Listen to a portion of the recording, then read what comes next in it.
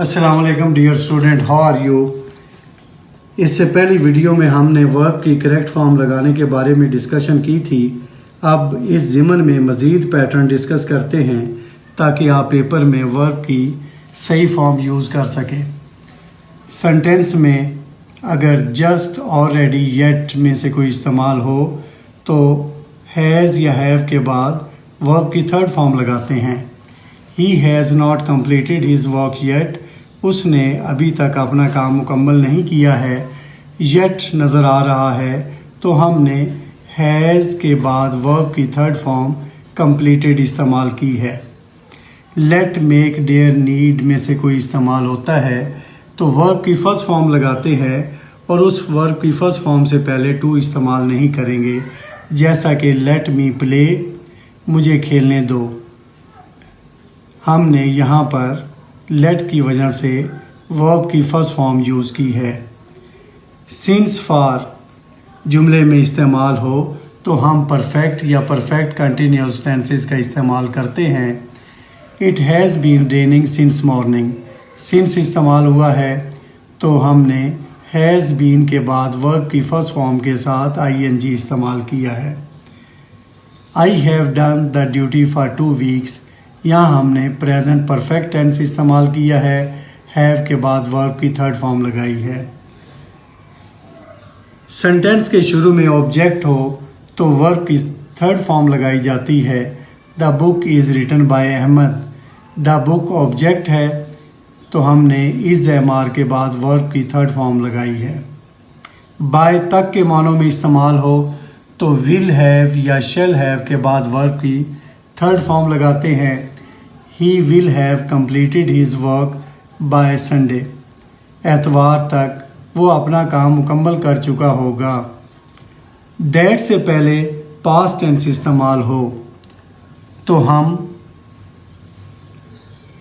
That के बाद भी पास्ट टेंस लगाते हैं। He said that he was his friend, उसने कहा कि वो उसका दोस्त है। ट्रांसलेशन में हालांकि हम है इस्तेमाल कर रहे हैं लेकिन यहाँ पर हम इज़ नहीं लगाएंगे।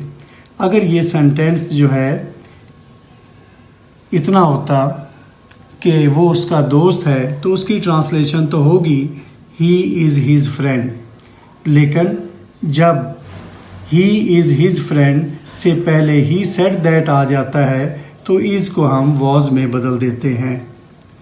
अगर विल शैल हो तो विल शैल को हम वुड में बदलते हैं अगर दैट से पहले पास्ट टेंस इस्तेमाल हो। हाँ, अगर कोई यूनिवर्सल ट्रूथ आ जाए, आलमगीर सच्चाई आ जाए तो फिर हम प्रेजेंट टेंस इस्तेमाल करते हैं, जैसा कि he said that God is one, he said that all that glitters is not gold. Next pattern की तरफ आएँ। व्हेन आई लुक्ड अप, जब मैंने ऊपर देखा। आई सॉ मैनी बर्ड्स, तो मैंने बहुत से परिंदे देखे। लुक्ड अप वर्ब की सेकंड फॉर्म है और यहाँ पर भी हमने वर्ब की सेकंड फॉर्म इस्तेमाल की है। नेक्स्ट सेंटेंस में देखें।